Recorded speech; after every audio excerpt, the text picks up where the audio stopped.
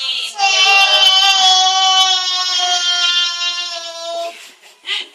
don't we off down while Mummy shows everyone what she's doing? Okay, so I'm in the middle of meal prep for the week.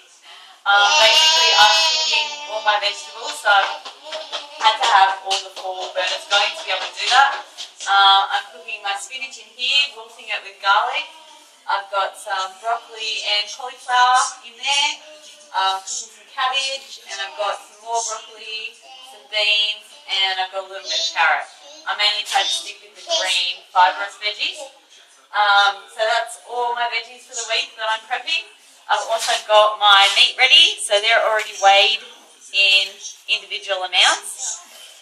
And basically I've got all my containers ready to go. So the next thing I'm going to do once my vegetables are finished is I'm going to season my chicken and my beef and get that all cooked up. And then I'll pop it all in my containers so it's ready for the week.